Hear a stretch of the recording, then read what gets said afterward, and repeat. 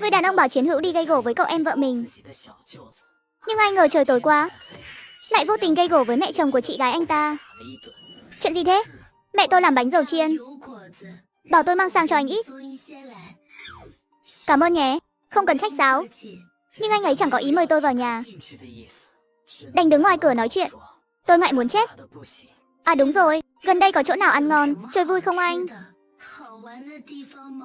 Nếu muốn đi dạo phố, gần đây có trung tâm bách hóa. Còn chỗ nào vừa đi dạo được mà không tốn tiền không? Gần đây có công viên nữa. Nhưng tối thì chắc chẳng thấy gì đâu nhỉ. Vậy mai tôi đi ban ngày. Tối thì có nhảy đi xi câu. Anh có thể ăn tối xong rồi dẫn mẹ đi xem cho biết. Nhảy đi xi câu á? Chẳng phải đó là trò của giới trẻ sao? Còn dẫn mẹ đi xem cho biết nữa. Không có chuyện gì nữa chứ? Tôi còn chút việc. Đóng cửa đây. Không có gì nữa, làm phiền anh rồi. Biết ngay đi theo kiểu người này chán chết. Đến chút tôn trọng cơ bản với con gái cũng không có. Đáng đời ấy suốt đời. Tôi vừa về nhà, mẹ Vương Thị kéo tôi hỏi ngay. Tiểu Hoa thế nào rồi? Mẹ không áp tai vào cửa nghe à? Tôi thấy anh phó kia tốt lắm. Chẳng giống mẹ nói đâu. Bảo chỉ biết nói vài câu. Mẹ xem, vừa nãy tôi hỏi anh ấy chỗ nào ngon chỗ nào vui. Anh ấy chẳng phải bảo tôi. Ăn thì đến trung tâm thương mại, chơi thì ra công viên sao? Có phải tại tôi mang đồ ăn qua cho anh ấy mà anh ấy chẳng thèm mời tôi vào nhà ngồi đâu. Con gọi đó là tốt à? Hai người có quen thân gì đâu. Người ta dựa vào đâu mà mời con vào nhà ngồi? Trai đơn gái chết thế này, mời con vào nhà thì ra cái chuyện gì? Mẹ thấy anh ấy tốt lắm, biết tôn trọng người khác. Hơn đất mấy tên chỉ biết nói ngọt. Dụ dỗ con cái nhà lành vui vẻ đâu mà chẳng được. Thôi, mẹ bảo tốt thì tốt vậy. Anh ấy bảo tôi dẫn mẹ đi xem nhảy đi xi câu cho biết. Mẹ có đi không? Ăn cơm trước đã. Ăn xong thì đi. Phòng bên cạnh, bánh dầu chiên tôi mang sang.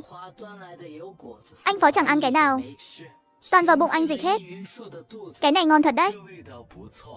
Cậu không thử thật à? Không ăn, không đói. Tôi cũng không đói. Nhưng lát nữa tôi phải đi gây gổ đấy. Phải ăn no một chút. Cậu ăn đi. Cậu chắc chắn lát nữa tôi dình được Phan Hồng đi một mình chứ. Yên tâm, cứ nghe tôi là được. Sau bữa tối, mẹ Vương Thị của Nhiên đi cùng tôi. Hồi ở quê, mẹ có nghe nói dân thành phố nhảy đi xi câu, nhưng chưa thấy bao giờ. Đã là con rể tương lai giới thiệu, dĩ nhiên mẹ phải đi xem thử, xem nó thế nào. Và còn phải mua vé. Mẹ cũng dáng chịu, nhưng vừa vào mẹ đã hối hận.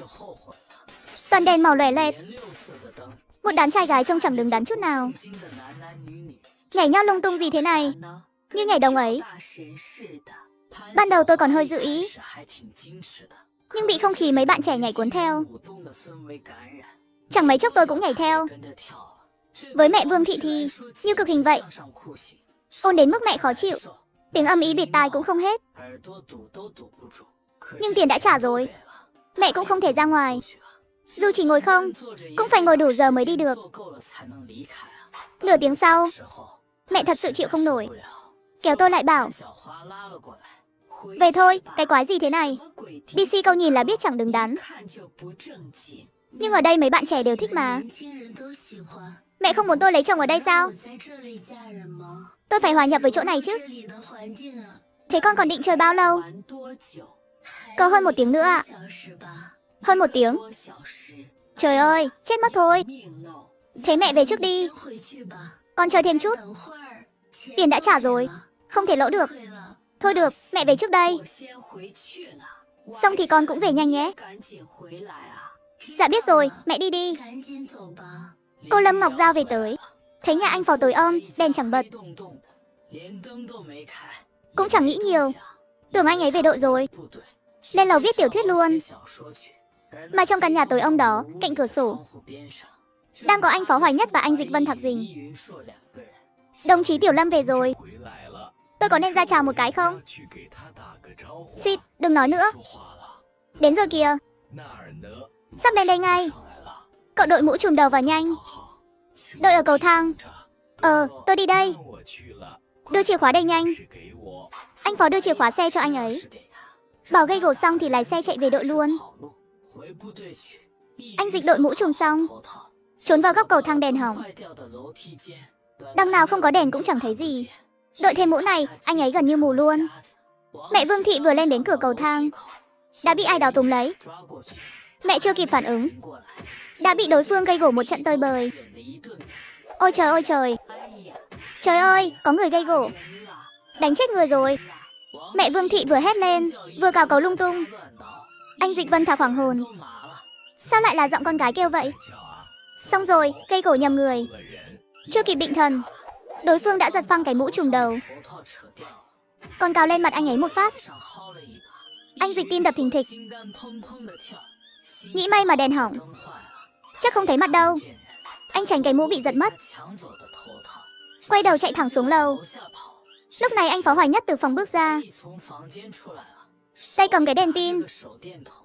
Mẹ Vương Thị hoảng loạn, thấy anh Phó thì như vớ được cọc, khóc lóc kể lấy ngay. Tiểu Phó ơi, cô của cháu gặp kẻ gây rối rồi. Lên đây định làm loạn với cô. May mà cô phản kháng mạnh, không thì cô tiêu đời rồi. Anh Phó Hoài Nhất khuấy miệng giật giật, bị lời mẹ Vương Thị làm cho sốc. Kẻ gây rối đâu, chạy rồi à? Anh Phó cầm đèn pin chạy xuống lầu đuổi theo. Chẳng mấy chốc hàng xóm nghe động tính chạy ra. Con dâu và cháu gái mẹ Vương Thị cũng ra. Xuống lại hỏi mẹ có chuyện gì. Mẹ vẫn kể theo kiểu cũ, bảo gặp kẻ gây rối, hắn định làm loạn với mẹ. Lúc mẹ phản kháng, hắn còn gây gổ thêm vài cái, nhưng chẳng ai tin cả. Không thể nào, khu này an ninh tốt lắm, làm gì có kẻ gây rối. Thật mà, không tin à? Lát hỏi anh Phó đi. Anh ấy đang đuổi kẻ gây rối, biết đâu lát bắt về được. Cô này nhìn thế nào cũng không giống người bị kẻ xấu nhắm đến đâu. Khu này mấy cô gái trẻ xinh đẹp ở đây còn chẳng sao, cô mà bị gì được. Đúng thế, trên lầu còn cô gái trẻ xinh đẹp lắm. Người ta ở lâu thế rồi, chẳng gặp kẻ gây rối bao giờ. Cô mới dọn đến hôm nay, sao lại gặp kẻ gây rối được? Tôi biết thế nào được, dù sao tôi cũng gặp thật mà. Lúc đầu cô Lâm Ngọc Giao đang viết tiểu thuyết, nhưng tiếng ồn ở hành lang to quá, cô ấy bỏ bút xuống ra xem náo nhiệt. Rồi thấy mẹ của Phan Hồng đứng đó. Tôi đang kể chuyện say xưa về việc vừa gặp kẻ gây rối. Cô Tám, cô chắc là vừa nãy chứ? Đúng là vừa nãy. Gặp ở đâu vậy? Dắt ở đây. Hắn trốn ở đây. Tôi vừa lên, hắn túm lấy tôi ngay. Túm thật à? Túm cổ tôi, rồi định gây rối với tôi. Cô nghĩ xem, tôi góa chồng bao năm rồi, một mình nuôi 4 đứa con khôn lớn, chưa từng nghĩ đến chuyện đi bước nữa. Vậy mà lại gặp chuyện này. Tôi thật có lỗi với chồng quá. Cô ơi, cháu cũng vừa về mà. Cháu với cô gần như trước sau chân, chênh nhau chắc không quá 5 phút. Cô nói thế là sao? Cô bảo tôi nói dối à? Cô hiểu lầm rồi. Y cháu la. Cô chắc là hắn dình sẵn ở đây đợi cô không? Chứ không phải bám theo cô từ phía sau. Chính là dình sẵn ở đây đợi tôi. Tôi nói rồi mà. Tôi vừa lên, hắn túm cổ tôi định làm loạn. Tôi tránh nhanh, nên không bị gì. Cô chẳng phải vừa bảo hắn đội mũ trùm đầu sao? Thế hắn mũ trùm mà làm loạn với cô à? Dù sao cũng định làm loạn với tôi, dù mọi người không tin lời tôi, nhất là khi nghe cô Lâm bảo lên ngay sau tôi. Cô Lâm chẳng gặp kẻ gây rối nào, mà tôi lại gặp. Ai tin nổi chứ? Mọi người đều nghĩ chắc tôi góa chồng lâu quá, nhớ đàn ông đến phát điên nên sinh ảo giác. Còn vết thương trên người tôi chắc chắn là tự ngã thôi. Trong xe, anh Phó vừa bôi thuốc lên mặt anh Dịch. Anh Dịch đau đến kêu la om sòm, vừa đau vừa tức điên lên. Cậu chẳng phải bảo cậu không nhìn nhầm sao? Sao lại là một bà cô lên thế? Bà cô với trai trẻ mà cũng lẫn lộn, mắt cậu mù à? Bà cô chỉ về nhà thôi, Mà ở cửa cầu thang vô cớ bị gây gổ một trận. Xong còn bảo bị người ta gây rối nữa. Cậu chẳng phải bảo không nhìn nhầm sao? Sao lại là bà cô lên vậy? Bà cô với trai trẻ mà cũng không phân biệt được. Mắt cậu mù à, đã biết nhầm rồi. Sao còn gây gổ với người ta? Gây gổ gì chứ, lúc tôi xuống lầu bà cô bảo gặp kẻ gây rối, bảo tôi sờ soạng bà ấy. Bà ấy nói bậy, cái đẹp đầy ngoài kia. Tôi còn chẳng thèm sờ, sao lại đi sờ một bà cô chứ? Thế cậu gây gổ kiểu gì? Sao bà ấy bảo cậu sờ soạng? Anh Dịch cảm thấy nghẹn ức muốn chết. Nghe rõ là giọng bà già mà. Tôi đi sờ bà ấy được sao? Cậu xem tôi là loại không có chí hướng à? Bà ấy vu oan tôi thôi. Cậu về đội trước đi. Tôi quay lại xem sao. Đúng là xui xẻo. Hôm nay ra ngoài không xem ngày. Anh phó về tới, mọi người vẫn đang cãi nhau. Tôi thấy cô đơn lực mỏng. Đừng nói hàng xóm. Đến con dâu tôi cũng không tin. Tôi gặp kẻ gây rối, tôi tức đến phát điên. Thấy anh phó về thì mừng. Tiểu phó, cậu về đúng lúc lắm. Người đâu, bắt được chưa? Không, không bắt được thì thôi. Cậu mau nói với mọi người. Tôi có gặp kẻ gây rối thật không? Xin lỗi, tôi không thấy ai. Sao cậu lại không thấy ai được? Tôi thật sự không thấy ai mà. Tôi nghe tiếng cô kêu hoảng. Tưởng cô ngã, nên trong nhà lấy cái đèn pin chạy ra. Đến đây thì thấy cô. Chỉ thấy cô ngồi một mình dưới đất. Xung quanh chẳng có ai khác. Cô bảo gặp kẻ gây rối. Tôi mới chạy xuống đuổi. Thế này thì hay rồi, mọi người có nghe thấy tiếng ai ngoài cô không? Không. Đám đông bắt đầu nghi ngờ rõ rệt. Vậy là rõ rồi. Tôi đã bảo mà. Chắc chắn là cô. Bà cô này không còn trẻ. Ngã một cái rồi sinh ra ảo giác thôi. Chắc chắn là ảo giác. Mọi người đều nghĩ vậy. Tôi đấu khẩu với cả đám. Cô lý lẽ phân trần. Lúc này, một bạn trẻ xem náo nhiệt bước tới nói vài câu, làm tình cảnh của tôi càng thêm tệ. Ánh mắt mọi người nhìn tôi đều đổi khác. Cô chẳng phải cô vừa nhảy đi xi câu sao? Không phải chứ, tuổi này rồi mà còn nhảy đi xi câu á? Bà cô này chắc thèm đàn ông đến điên rồi. Nhớ chồng quá hả? Tôi vốn đã thấy nhảy đi xi câu chẳng đứng đắn, như đám yêu ma quỷ quái ấy. Giờ thấy ánh mắt chế giễu của mọi người, tôi mới chắc chắn đi xi câu đúng là chẳng ra gì.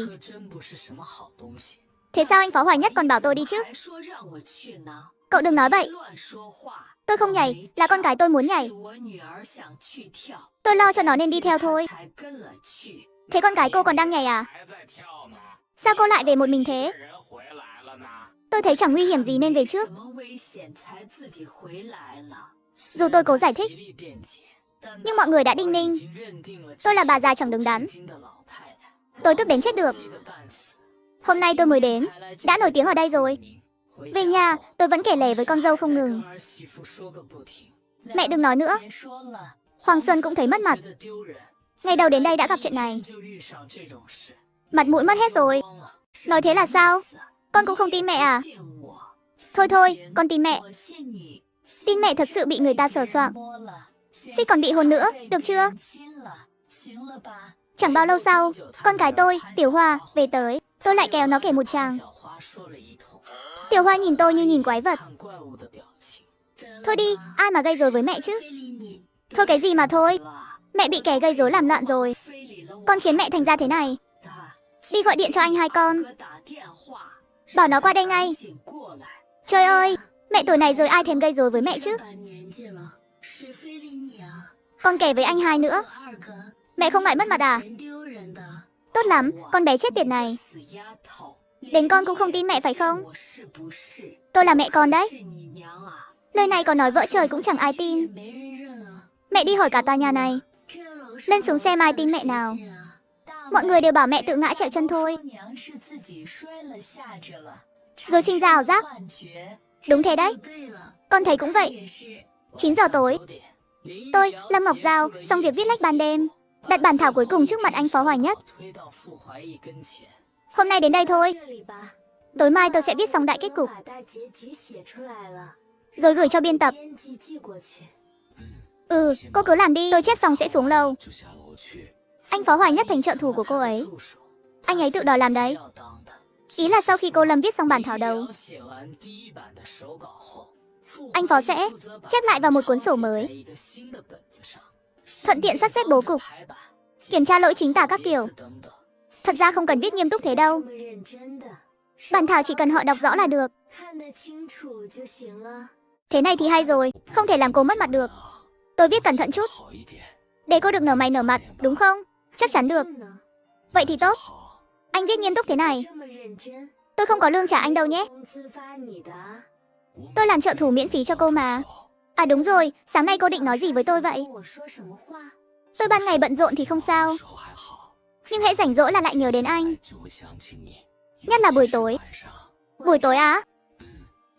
Những đêm khuya tĩnh lặng, trước khi ngủ, sau khi ngủ cũng nhớ. Cô Lâm Ngọc Giao ngạc nhiên tột độ, lại có chút tò mò. Thường thì anh nghĩ gì vậy? Cô ấy nhất định muốn hỏi cho ra lẽ. Lúc tỉnh táo, thường là nhớ lại mấy chi tiết khi ở bên nhau, nghĩ xem lời mình nói có phù hợp không. Nếu không phù hợp, lần sau gặp thì sửa thế nào. Còn lúc không tỉnh táo thì sao? Anh Phó Hoài Nhất nghẹn lời luôn, kết hầu động đậy, nuốt nước bọt một cái. Xin nữa thì sặc. Giao, nhất định phải nói à? Nếu khó thì thôi vậy. Tôi chỉ tò mò hỏi thôi. Cũng không hẳn là khó, chỉ hơi ngại chút thôi. Ngại á? Ví dụ như... Anh Phó nhích lại gần cô hơn, đã gần sát luôn rồi. Cô Lâm tưởng anh định thì thầm gì đó, còn cố ý ghé tai sát lại. Anh Phó tim đập thình thịch, mặt cô ấy kề sát luôn rồi. Nếu tôi không dám thì cứ ế suốt đời đi. Và thế là bắt đầu. Cô Lâm tim đập loạn xạ, chẳng biết đáp lời anh thế nào. Trễ rồi đấy, anh về đi nhé. Cô Lâm sờ mặt mình, trong lúc bối rối bỗng nhận ra cảm giác lạ lùng ấy, lần đầu tiên trong 2 kiếp mới có. Cô bỗng thấy hơi buồn cười, vì nhận ra trong tiềm thức, với Lục Giang Đình, cô chưa từng có cảm giác rung động này. Anh Phó phấn khích đến nửa đêm không ngủ. Hôm sau đi làm với quầng thâm và mắt sưng. Ai thấy anh và anh Dịch cũng phải nhìn thêm vài lần. Tan làm, cả hai bị ông Vương gọi vào văn phòng. Hai cậu làm gì thế hả? Hôm qua nhà bác tôi có việc, gọi tôi qua giúp. Không ngủ được, một mình làm không xuể, nên gọi luôn cả anh ấy qua hỗ trợ. Người ta là không ngủ được đấy. Còn cậu là không ngủ được à? Cậu bị mèo cào à? Đúng, tôi bị mèo cào thật. Nhìn tôi giống thằng ngốc lắm hả? Tôi cảnh cáo cậu đây, cậu mà gây chuyện nữa, lại đi gây gổ với ai, rồi vào đồn ngồi, xem tôi xử cậu thế nào. Nhìn bộ dạng cậu ta thế này, ông Vương đoán ngay lại gây gổ với ai rồi. Lần này không bị đánh bầm dập mặt mũi, mà bị người ta cào rách mặt. Chắc không phải gây gổ với bà chàng nào chứ. Ngày nào cũng vậy. Năng lực làm việc thì chẳng nổi bật, nhưng tài gây chuyện thì không nhỏ.